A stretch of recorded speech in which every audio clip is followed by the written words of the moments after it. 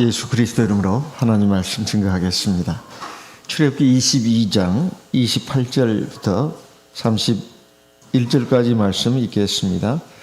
28절, 29절, 30절 제가 읽고 31절 마지막 절 같이 읽겠습니다. 출애굽기 22장 28절 너는 재판장을 욕하지 말며 백성의 유사를 저주하지 말지니라. 너는 너의 추수한 것과 너의 짜낸 즙을 드리기에 더디게 말지며 너의 처음 난 아들들을 내게 줄지며 너의 소와 양도 그 일례로 하되 7일 동안 어미와 함께 있게 하다가 8일 만에 내게 줄지니라. 31절 같이 읽습니다. 너희는 내게 거룩한 사람이 될지니 들에서 짐승에게 찢긴 것에 고기를 먹지 말고 개에게 던질지니라.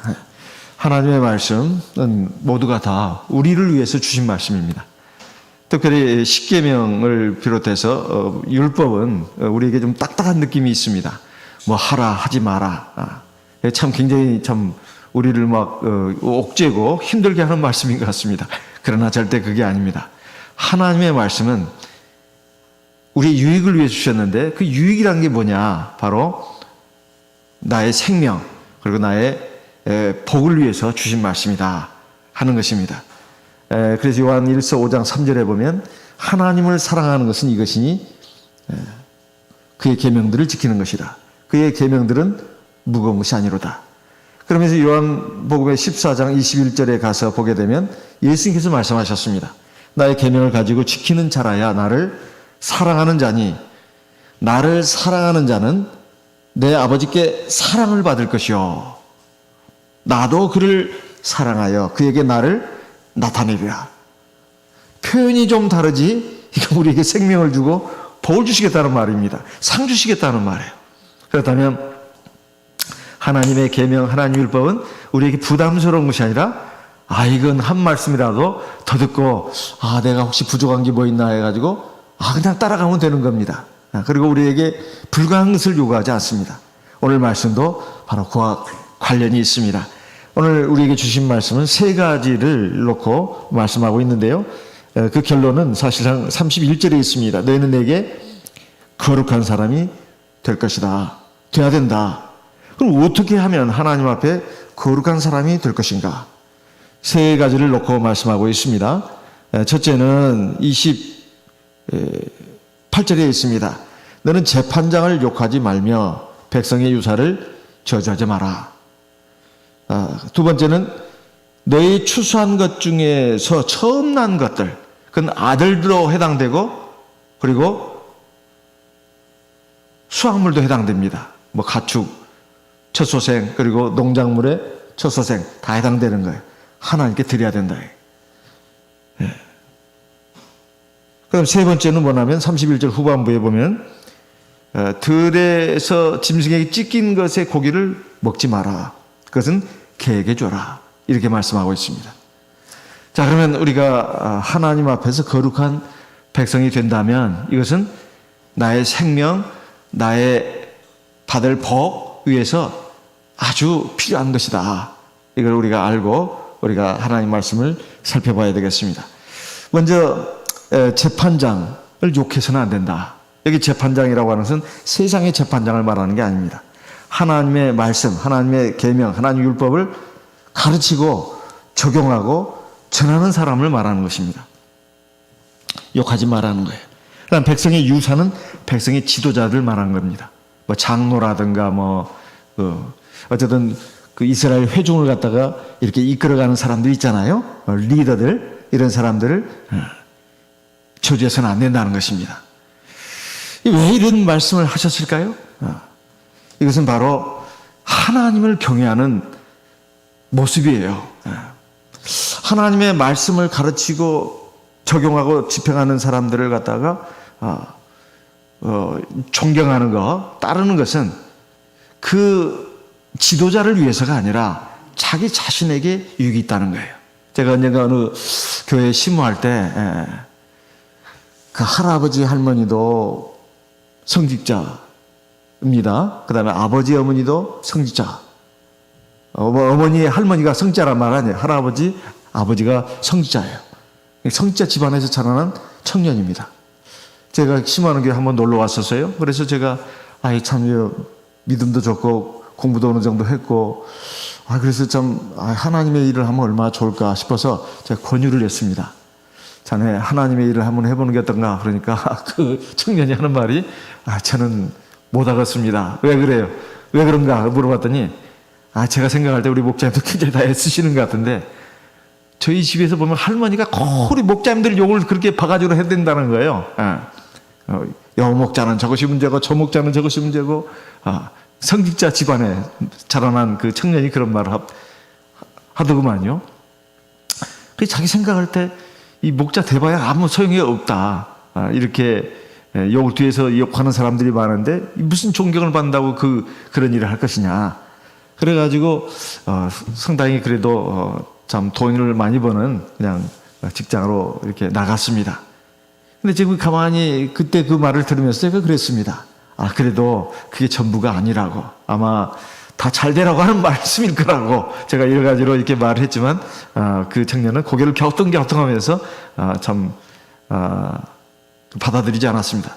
만약에 그 청년이 받아들였다면 아마 참 훌륭한 인재가 됐을 것이다. 저는 그냥 개인적으로 그렇게 생각하고 있습니다. 근데 참 아쉽다는 생각이 들었습니다. 근데 그 청년뿐만이 아닙니다. 청년뿐만이 아니에요. 그래서 그 청년이 그 뒤에 보니까 교회생활을 안 하더라고요. 교회생활을 안 해요. 그 나중에 왜 안 하나 봤더니 그 영향도 있지 않나 그런 생각이 듭니다. 도대체 존경받지 못할 사람들한테 가서 뭔 얘기를 듣겠냐 이 말이에요. 그리고 그 말이 씨알이 먹히겠냐 이 말이에요. 먹힐 수가 없습니다. 요즘 학교 교육도 참 위기라고 하지 않습니까? 선생님들을 갖다가 선생님들도 문제가 있지만 그렇지만은 그 최소한도의 선생님들의 그 교권이 땅에 추락하면 배울 것이 없는 거예요. 그럼 막 선생님들한테 대드는 거죠. 왜 나한테 그러냐고. 스마트폰으로 찍을 거라고. 야단을 쳐도 칠 수가 없어요. 그 참 이게 문제가 아니겠어요? 그러면 그 아이한테 손해죠. 그래서 이것은 우리 하나님의 나라에서도 똑같이 적용되는 겁니다. 맹목적으로 사람을 갖다가 신처럼 섬기라 그 말이 아닙니다. 바로 자기의 유익을 위해서 마땅히 존경을 해야 된다. 그리고 따라야 된다는 것입니다. 우리가 자녀들을 다 학교에 보내는 것은 아이들 다 잘 되라고 보내는 거잖아요. 그렇죠? 근데 가서 배울 게 아무것도 없어요. 그러면 어떻게 되겠습니까? 제가 공부는 별로 잘 하지 못했지만 공부 잘하는 학생들을 갖다 쭉 보게 되면 하나같이 공통점이 있는데 다 겸손하다는 거예요. 진짜 뛰어난 그 머리 좋고 실력 있는 그런 사람들도 보면은 굉장히 겸손합니다. 그리고 잘 들어요. 그런 사람들은 나중에 성공할 확률이 높습니다. 예전에 유엔 사무총장을 했다는 분도 상당히 참 그분의 그 좋은 점을 갖다가 이렇게 그 미담으로 이렇게 드러놓는 것을 제가 한번 신문 기사에 본 적이 있는데 그분하고 같이 밑에서 일했던 사람들이 상당히 많이 존경한다는 거예요. 왜 그러냐니까 그분이 관공서에 들어오게 되면 그 경비, 그 다음에 이제 청소하는 사람들 애쓰신다고 아주 공손하게 절을 한다는 거예요. 손도 잡아주고 참 애쓰신다고. 훌륭한 사람입니다. 물론 그분의 전부는 아닐 거예요. 그분의 무슨 정치 색깔을 놓고 말하는 것은 전혀 아닙니다. 또 다른 분도 그런 분들이 적지 않이 있다 이 말이에요. 그러니까 참 이런 분들이 결국 어려서부터 다 그런 과정을 밟아온 사람들이 아니냐 하는 거죠. 뭐 나중에 높이 돼가지고 그렇게 겸손한 게 아니라 어려서부터 다 그런 사람들이 다 훌륭하게 되고 사람들에게 존경을 받는다. 높은 자리에 올라간다 해서 꼭 존경받는 게 아닙니다. 사람이 그런 모습을 갖춰야 된다. 그러려면 우리가 하나님 안에서도 역시 마찬가지입니다. 베드로전서 2장 13절 14절 말씀을 보겠습니다. 베드로전서 2장입니다. 베드로전서 2장 13절 14절. 베드로전서 2장 13절. 인간에 세운 모든 제도를 주를 위하여 순복하고 혹은 위에 있는 왕이나 14절 혹은 악행하는 자를 징벌하고 선행하는 자를 포장하기 위하여 그의 보낸 방백에게 하라. 건너뛰어서 17절 같이 읽겠습니다. 무사람을 공경하며 형제를 사랑하며 하나님을 두려워하며 왕을 공경하라. 여기 보면 꼭 윗사람은 말할 것도 없어요. 윗사람은 마땅히 공경해야 되지만 무사람을 공경해야 된다. 그리고 형제를 사랑하고 하나님을 두려워하며 왕을 공경하라. 제가 오늘 또 집에 이제 저녁 먹으려고 집을 이렇게 가는데 1층에 엘리베이터 앞에 초등학교 1학년이나 한 3학년쯤 되어 보이는 아이들이 저한테 막 인사를 하더라고요. 안녕하세요. 그래서 잘 알지도 못하는데 인사를 잘하나. 기특한 생각이 있어요. 호주머니에 사탕이나 있으면 주고 싶은 마음이 있더라고요. 네. 그래서 보니까 아주 정말 상 주고 싶은 생각이 들어요. 조만한 인사 하나도 마음이 굉장히 기뻐지는 거예요. 그러니까 우리가 그렇게 해야 된다 이 말이에요. 아파트에서도 우리 경비 아저씨들 보면 제가 먼저 보면 제가 먼저 인사합니다. 그냥 아주 최대한 공손하게 제가 인사를 하려고 하는데 다 좋아하시는 것 같더라고요. 그러니까 항상 고맙잖아요. 참 물론 돈 받고 하는 일이니까 당연한 거지. 그렇게 생각해서는 안 되고 그래도 저런 분이 계시기 때문에 이렇게 더 깨끗해지지 않나. 그래서 참 고마워하는 마음으로 그리고 존경하는 마음으로 이렇게 한다면 그분도 기분이 좋고 저도 기분이 좋다 그 말이죠.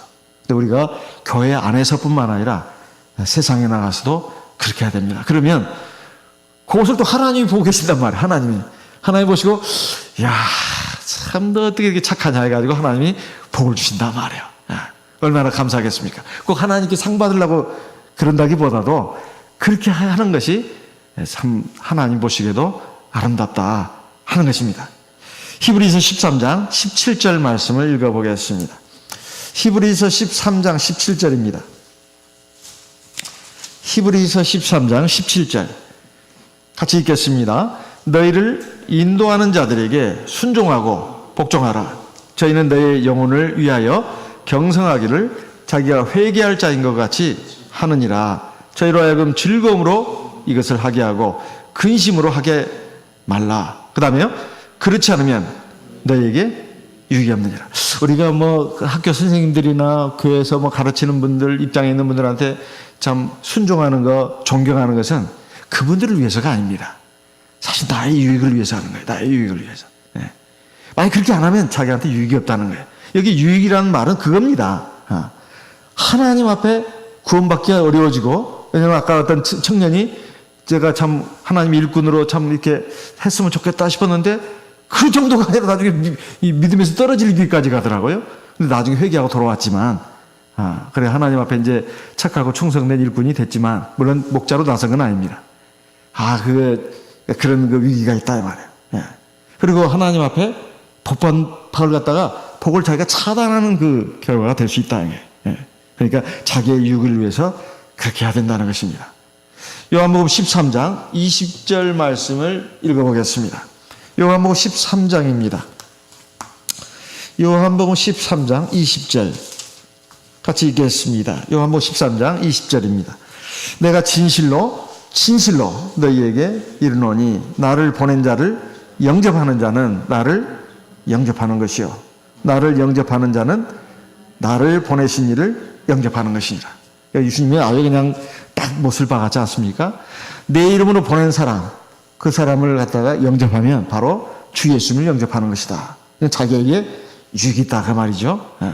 그래서 우리가 그런 부분에 있어서 우리가 그런 모습을 갖추도록 해야 되겠습니다. 그리고 두 번째는 바로 하나님께 마땅히 드려야 할 것을 드리는 것이 중요하다는 거예요. 그게 바로 우리가 아까 예배 시작 때 읽었습니다. 29절에 보면 너는 너의 추수한 것과 너의 짜낸 집을 드리게 더디게 말지며, 이게 농사를 지었으면 천열배를 드리라는 거예요. 두 번째, 너의 처음 난 아들들을 내게 줄지니라. 자식을 옛날에 보면은 하나만 낳은 게 아니었잖아요. 그냥 10명 그렇게 막 낳지 않았습니까? 많이 낳았단 말이에요. 그러면 그 첫 아이가 그걸 하나님께 드려야 된다 이 말이에요. 이것은 목자로 바치라 그 말이 아닙니다. 그 말이 아니에요. 그 다음에 뒤에 보게 되면 가축도 마찬가지입니다. 30절 너의 소와 양도 그 일례로 하되. 그러니까 처음 난 송아지 또 양, 새끼 양 이거 다 하나님께 드리라는 거예요. 짐승이나 곡물은 그렇게 드립니다. 근데 자식들은 무슨 그 번제로 드리나? 그 말이 아니에요. 그 자식 대신에 짐승을 대신 잡아서 드리는 거예요. 그 이유가 있습니다. 먼저 이것은 이 출애굽기 먼저 그 애굽에서 나올 때 하나님이 명하신 것입니다. 출애굽기 13장 2절 말씀을 읽어보겠습니다. 출애굽기 13장 2절입니다. 출애굽기 13장 2절 이스라엘 자손 중에 사람이나 짐승이나 물어나고 초태생은 다 거룩히 구별하여 내게 돌리라. 이는 내 것이니라 하시니라. 처음 난 것은 다 하나님의 것이라는 거예요. 그러면 그 다음 것부터는 네 것이다 그 말인데 이게 왜 하나님이 이렇게 말씀하셨느냐. 곡물이든 짐승 새끼든 사람이든 처음 난 것을 하나님께 구별해서 드린다고 하는 이것을 딱 이스라엘 백성, 하나님의 백성들에게 하나님이 심어주려고 하는 거예요. 그 왜 그러냐면 모든 것이 다 하나님이 주신 것이다. 이 그 관념이 머릿속에 탁 박히도록 하기 위해서입니다. 그래야 하나님의 주권을 인정하는 거예요. 하나님이 무슨 뭐 가난해서 뭐가 부족해서 그 양, 소, 그 첫 새끼를 갖다가 하나님께 드리라. 그것이 아닙니다. 하나님 그걸 뭐 먹을 수가 있겠어요? 마실 수가 있겠어요? 또 곡물도 마찬가지입니다. 하나님이 그것을 무슨 뭐 밥에서 드시겠어요? 죽꿀에서 드시겠어요? 아닙니다. 사람을 갖다가 첫 아이를 갖다가 하나님께 드리라고 하나님이 그걸 잡아먹겠습니까? 어떻게 하겠습니까? 그게 아니다 이 말이에요. 우리가 살아가면서 우리가 얻는 모든 것들은 다 하나님이 주신 것이다. 이것을 그냥 뼛속 깊이까지 알고 있어야 된다는 거예요. 그래야 우리가 하나님을 존경한다는 겁니다. 그럼 자식들은 어떻게 바치느냐? 민수기 18장에 나와 있습니다. 민수기 18장 15절입니다. 민수기 18장 15절. 민수기 18장 15절. 여호와께 드리는 모든 생물의 처음 나는 것은 사람이나 짐승이나 다 내 것이로되 사람의 처음 난 것은 반드시 대속할 것이요 부정한 짐승의 처음 난 것도 대속할 것이며 16절 그 사람을 속할 때에는 난지 1개월 이후에 네가 정한 대로 성소의 세겔을 따라 은 5세겔로 속하라. 한 세겔은 20계라니라. 그러니까 여기에 보게 되면 사람이든 짐승이든 특히 사람에 대해서는 처음 난 자식 반드시 대속을 해야 된다. 이렇게 말씀하고 있습니다. 1개월 후에 성소의 세겔을 따라서 은 5세겔을 드려야 된다. 이렇게 나오고 17절에 보면 짐승의 처음 난 것에 대해서도 역시 마찬가지로 이렇게 하나님께 드리라고 말하고 있습니다. 그게 왜 그러나 첫째는 일단 곡물이나 짐승을 놓고 봤을 때 하나님의 주권을 인정한다 이 말이에요. 잠언 3장 9절 10절 말씀을 읽어보겠습니다. 잠언 3장 9절 10절 잠언 3장입니다. 9절 네 재물과 네 소산물의 처음 익은 열매로 여호와를 공경하라. 10절 그리하면 네 창고가 가득히 차고 내 집들의 새 보도지 넘치리라. 우리가 하나님 앞에 뭘 이렇게 드린다고 할 때 하나님이 사실 그걸 쓰는 게 아닙니다. 그런데 네 보물이 있는 곳에는 네 마음도 있느니라. 마태복음 6장에 보면 네 보물을 땅에 쌓아두지 말고 하늘에 쌓아두라 그러지 않았습니까? 우리가 하나님 앞에 드리는 것이 11조라든가 헌금입니다. 또 헌물도 되겠죠? 그러면 사실 그 하나님이 그거 세상에 있는 것이 다 우리 하나님 것인데 뭐. 근데 왜 우리한테 하나님한테 사실 다 자기 것인데 그 지금 이런 걸 갖다 하나님께 드리라고 하냐 이 말이에요. 우리의 마음을 하나님께 두기 위해서입니다. 하나님께 두기 위해서예요. 그러면 하나님이 이렇게 말씀하셨는데 거짓말 하시느냐? 절대 그러지 않아요. 여러분 이런 얘기 많이 들으셨죠? 참깨가 하루 밤새내 굴러봐야 다음날 아침에 호박 한 번 굴러보면 끝나버립니다. 요즘 같은 세상을 보면 더욱더 그런 생각이 좀 들 때가 있어요. 자기 딴에는 막 아낀다 해가지고 막 그냥 콩 켜지고 돈을 안 쓰고 막 모았습니다. 근데 하나님이 한번 역사해버리면 아무것도 아니에요. 하나님이 그냥 한 번 역사하시면 자기가 평생 아무리 해봐야 그 돈을 모을 수가 없어요. 근데 하나님이 한 번 역사하시면 하나님이 얼마든지 방법으로 주실 수 있습니다. 이런 일들은 간증을 통해서도 굉장히 많이 나오고 있어요. 그래서 우리가 하나님의 주권을 인정하는 것이 굉장히 중요합니다. 그럼 자식들은 왜 그러냐 이 말이에요.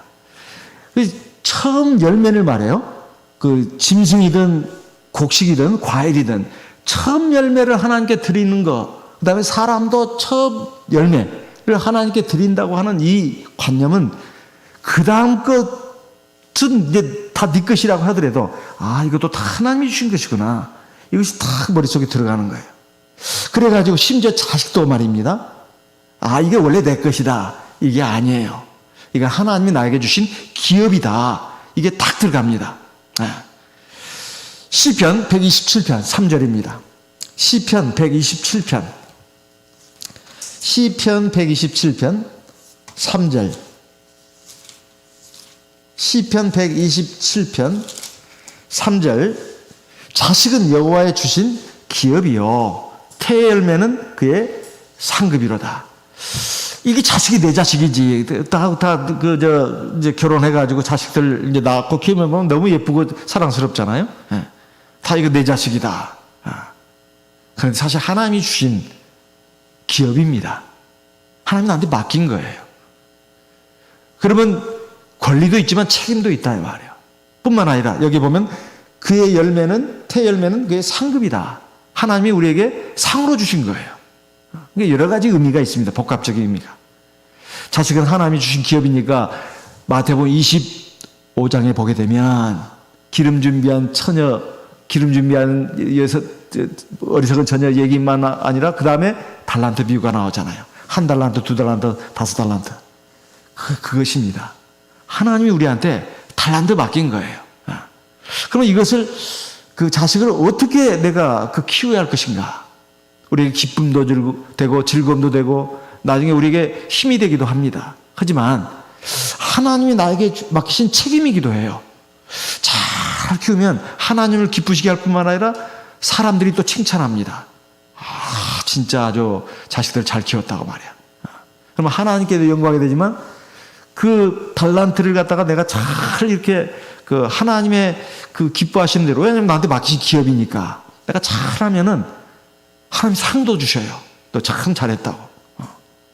다 그런 의미가 복합적으로 들어있는 거예요.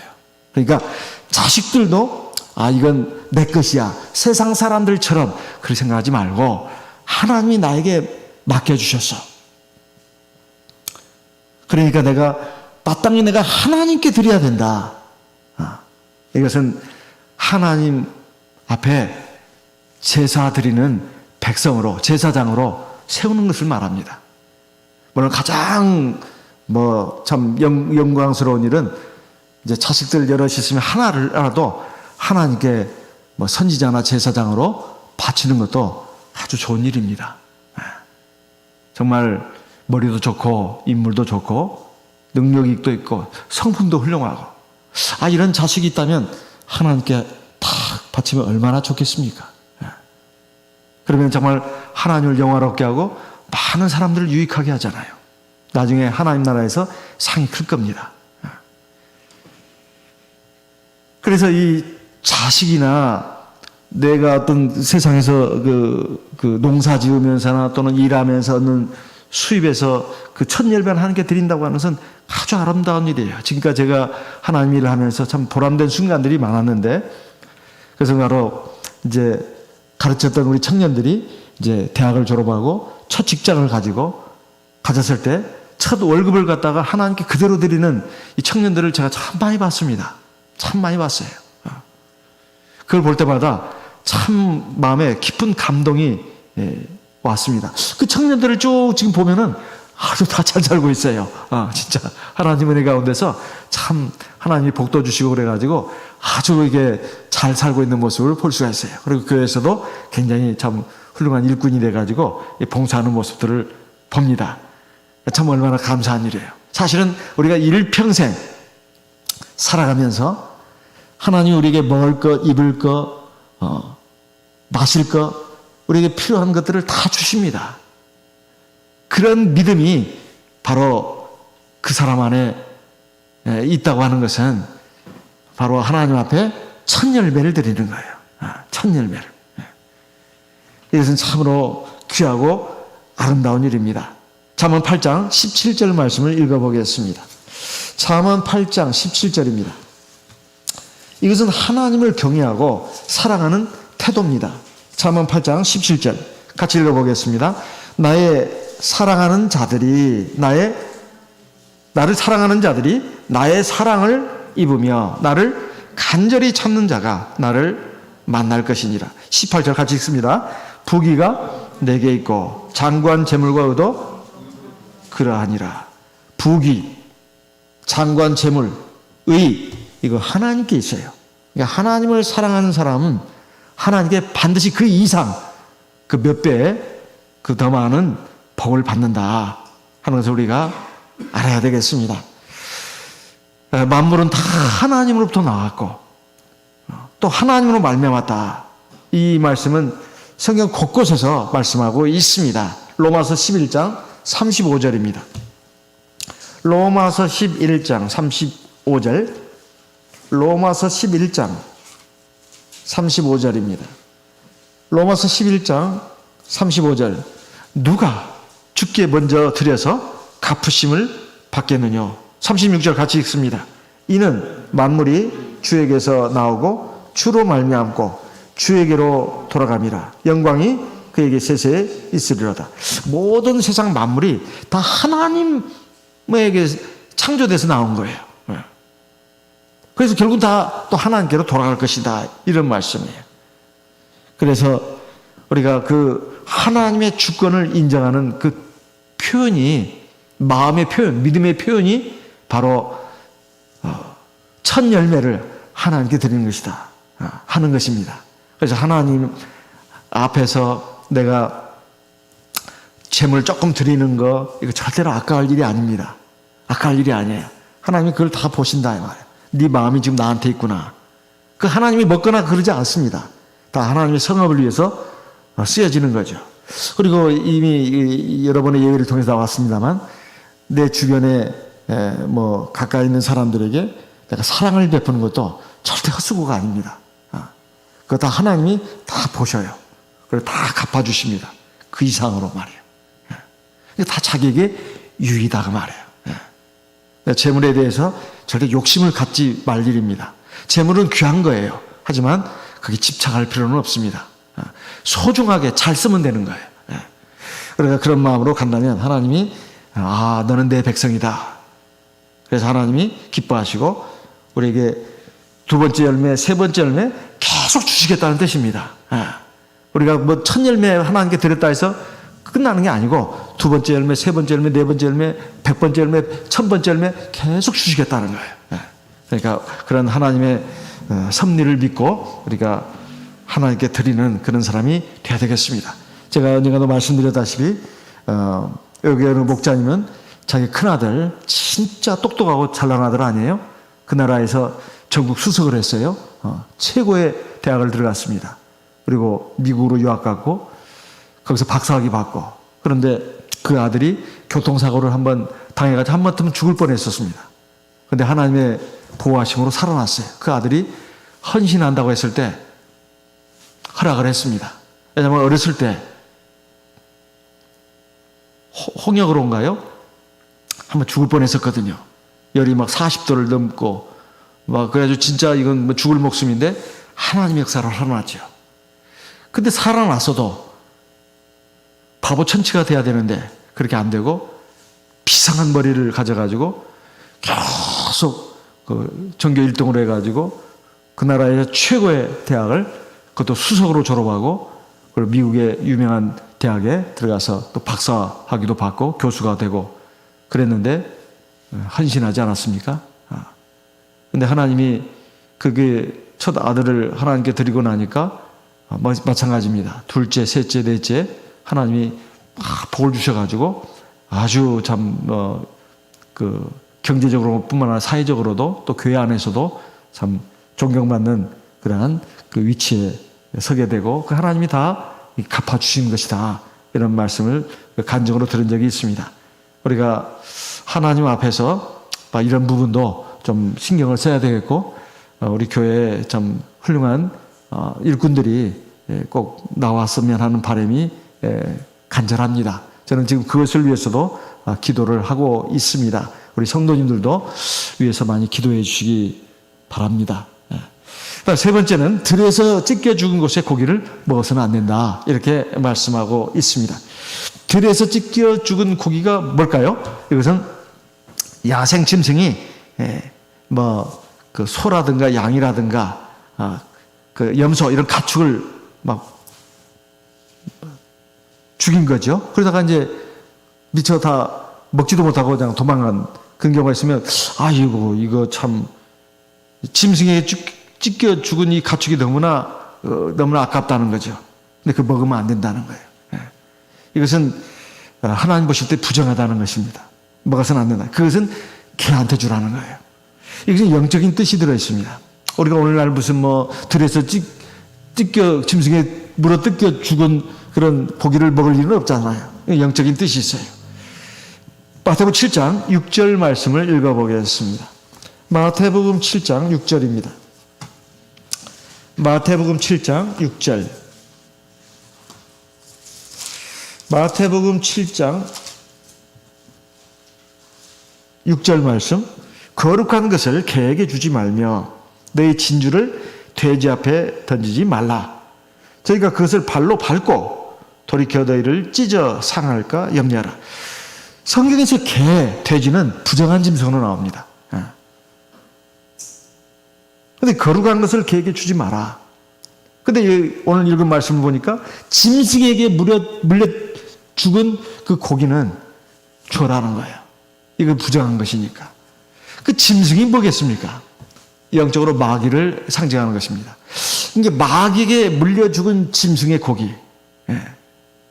그것은 사실은 세상의 비진리, 거짓, 이단, 잘못된 가르침, 교훈 이런 것을 상징합니다. 왜냐하면 마태복음 7장에 6절에 보면 거룩한 것을 개에게 주지 말고 진주를 돼지 앞에 던지지 마라. 이 거룩한 것, 진주가 뭐겠어요? 진리예요, 진리. 참된 교훈입니다. 하나님의 참된 교훈, 진리의 가르침, 이것은 개나 돼지한테 주지 말라는 거예요. 이것은 실제로 개, 돼지를 말하는 게 아닙니다. 분별력이 없는 사람들, 아주 음란한 사람들, 세상 탐욕에 꽉 쩔어가지고 그냥 헛된 것만 추구하면서 살아가는 그런 사람들을 가리키는 거예요. 그런 사람들한테는 줘봐야 발로 밟아버린다는 거예요. 귀한 것을 귀한 것으로 알지 못한다는 것입니다. 그렇다 해서 우리가 전도를 할 때 대상을 구별하라 그런 쪽으로 너무 확대 해석할 필요는 없습니다. 이제 전도를 해보지만은 그런 것은 전혀 관심 없고 맨날 음란한 얘기나 했었고 그냥 그 세상 그 탐욕에 꽉 쩔어가지고 살아가는 사람들한테는 씨알이 안 먹혀요. 그러면 이제 할 수 없는 거죠. 물론 위해서 기도는 해야 합니다.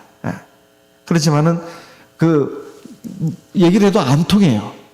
그러면 던져줄 필요가 오히려 그냥 모욕을 당하는 경우도 있다. 지금 주님은 사실은 전도하지 마라 그 말이 아니라 그런 사람을 지금 염두에 두고 하신 말씀입니다. 그렇다면 들에서 찢겨 죽은 그런 가축의 고기라고 하는 것은 바로 뭡니까? 원수 마귀가 사람들의 마음속에 잘못된 생각을 넣어주는 거예요. 그래가지고 이상한 이론. 사실 우리 교회에서는 사실 이런 얘기 할 필요가 없습니다. 근데 제가 대만이라든가 외국의 목자님들 쓰신 글이라든가 무슨 영상 자료를 이렇게 보게 되면 그 외국은 좀 심한가 봐요.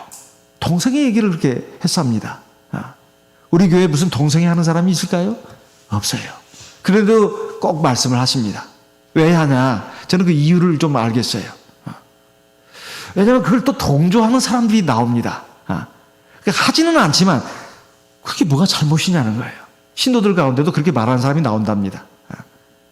그게 하나의 정신질환의 일종이지, 그 성의 자유지, 그게 뭐가 문제입니까?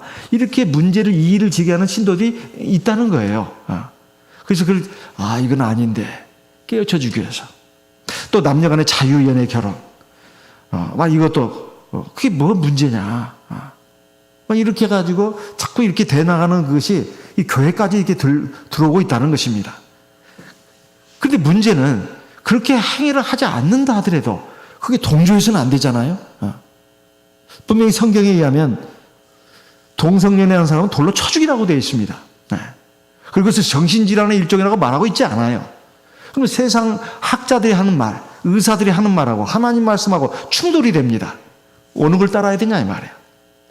꼭 동성연애만이 문제가 아닙니다. 여러 가지 문제를 놓고 가치 판단, 선과 악의 판단을 하는 문제에 있어서 이게 자꾸 갈리는 거예요. 그 문제가 하나둘씩 늘어나기 시작하는 겁니다. 세상의 풍조가 교회 안에까지 자꾸 들어오는 거예요. 무서운 것은 교회가 속화되는 것입니다. 그래서 그렇게 말하고 있지 않나, 저는 그렇게 이해가 됐습니다. 그래서 우리가 하나님의 말씀을 귀담아 들을 필요가 있습니다. 그리고 하나님 말씀이 이거다 그러면 그걸 따라가야 되지, 세상의 학자들이, 무슨 의사들이, 전문가들이 뭐라고 하는 하나님 말씀에 충돌이 돼요. 절대 따르면 안 됩니다.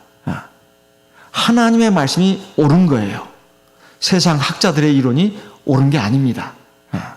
우리가 그 점은 유념을 해야 되겠다 하는 것입니다. 근데 많이 우리가 하나님의 백성들이 하나님의 말씀이나 기도라든가 성령의 또 하나님 말씀에 충만하지 않으면 보고 듣는 것이 맨날 세상적인 것들이 많고, 세상 책이라든가 세상 TV 화면이라든가 무슨 유튜브라든가 이런 자료들이 너무 막 물밀듯이 들어오다 보니 어느 순간 보면 우리 하나님의 백성들을 자칫 방심하면 거기에 자기가 물들어 있는 것을 자기가 못 깨달을 때가 있어요. 그래가지고 하나님 말씀이 시대에 안 맞는 거예요. 현실이 안 맞아요. 그래서 거부를 합니다. 이건 아니죠. 우리가 그런 것을 조심해야 되겠다, 그런 말씀입니다. 디모데전서 6장 3절, 4절, 5절 말씀을 읽어보겠습니다. 디모데전서입니다. 디모데전서 6장. 디모데전서 6장 3절. 누구든지 다른 교훈을 하며 바른 말 곧 우리 주 예수 그리스도의 말씀과 경건에 관한 교훈에 창념치 아니하면, 4절. 저는 교만하여 아무것도 알지 못하고 변론과 언쟁을 좋아하는 자니 이로써 투기와 분쟁과 회방과 악한 생각이 나며, 5절 같이 읽어보겠습니다. 마음이 부패하여지고 진리를 잃어버려 경건을 이익의 재료로 생각하는 사자들의 다툼이 일어나느니라. 이렇게 될 수 있다는 거예요. 말세에 일어나는 현상 중에 하나로서 이걸 들고 있습니다. 비진리, 다른 교훈, 세상의 잘못된 가르침이 교회로 막 밀려 들어온다는 거예요. 사실은 우리 하나님의 백성들은 교회 안에서만 있는 게 아니잖아요.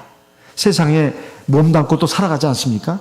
세상의 많은 풍조에 직간접적으로 노출이 되어 있습니다. 그래가지고 그 위에 물들어가지고 이제 또 하나님께 또 예배도 드린다는 거죠. 우리가 이것을 조심해야 되겠다, 그런 말씀입니다. 그래서 레위기 11장이라든가 신명기 14장에 보면 부정한 짐승은 먹지 말라고 이렇게 되어 있어요.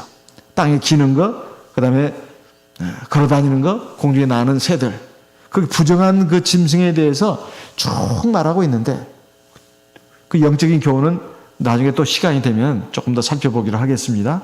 다 영적인 교훈이 있어요. 왜 부정한 짐승을 먹지 말라고 했는가? 다 이유가 있다 이 말이에요. 세상의 가르침도 마찬가지입니다. 아주 듣기 좋고 달콤하고 사람의 마음을 확 끌어가 당기는 다 그 논리가 다 있습니다. 그거 없이 사람의 마음을 빼앗아가지 않아요. 근데 그게 포장된 것을 잘 볼 수가 있어야 합니다. 거기는 마귀가 물어뜯은 것들이 많아요. 그 독이 다 들어있습니다. 그것을 우리가 잘 분별할 수 있어야 되겠어요. 그래서 우리가 하나님의 말씀에 더 창념을 해야 합니다. 그러면 그것이 보여요. 근데 하나님의 말씀은 다 대충 그까이 거로 알고 세상 것들은 막 그냥 너무나 재미가 있어요. 또 굉장히 이론적이고 논리적이에요. 거기에 혹 빠지다 보면 하나님의 말씀을 굉장히 어설프게 알고 있는 것들이 나중에 뿌리가 또 흔들리는 경우가 있습니다. 이런 것들을 우리가 조심해야 되겠다. 그런 말씀입니다. 그래야 우리가 하나님 앞에 거룩한 백성이 된다. 이런 말씀이에요. 그것은 바로 나의 생명, 내가 하나님 앞에 복받기 위해서 필요한 것이다. 오늘 말씀을 통해서 우리는 세 가지를 들었습니다.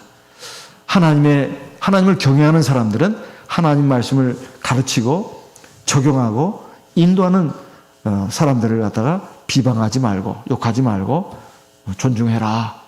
두 번째는 내게 주어진 모든 것들 그 첫 열매는 다 하나님께 드려라. 하나님께 드려라. 이것은 하나님의 주권을 인정하는 것이고 하나님을 항상 경외하고 의지하면서 사는 하나님의 백성들의 믿음의 표현이다. 이것은 결국 자기에게 하나님이 많은 은사와 복을 주시는 통로가 된다. 세 번째, 짐승에게 물려 뜯겨 죽은 그 고기는 절대로 먹어서는 안 된다. 이것은 세상에 마귀가, 악한 영 마귀가 막 물어 뜯어가지고 독을 심어놓은 그 잘못된 가르침, 교훈, 풍조 절대로 그 먹어서는 안 된다. 눈앞에 지나가는 건 어쩔 수가 없습니다. 귀로 들리는 건 어쩔 수가 없어요. 그러나 눈앞에서 지나가야 되고 귀에 들어갔다 한쪽 귀로 나가버려야 합니다. 하나님의 말씀이 그를 물리칠 수가 있어야 된다 하는 것입니다. 항상 양질의 고기를 먹어야 합니다. 양질의 말씀을 먹어야 돼요. 그러면 우리 영혼이 살고 건강해지고 하나님 앞에 복 받습니다. 이렇게 해서 우리가 하나님 앞에 거룩한 백성이 되는 것이고 하나님 기뻐하시고 우리에게 상을 주십니다. 저와 우리 모든 성도님들 다 같이 그 길로 가는 그런 하나님 백성 되시길 바랍니다. 다 같이 기도하겠습니다. 나와 내 가족들 악하고 음란한 세대에서 하나님의 거룩한 백성으로 바로 설 수 있도록 해주시고 자라갈 수 있도록 인도해 주시라고 기도하겠습니다. 그리고 이 지금 어려운 이 상황 하나님 다 주관하고 계신 줄 압니다. 아무쪼록 연약하고 부족한 저희들을 붙들어 주시고 지켜주시라고 또한 기도하겠습니다. 평온한 가운데 우리가 하나님의 거룩한 백성으로 자라갈 수 있도록 인도해 주시라고 기도하겠습니다. 다 같이 성령으로 기도하겠습니다.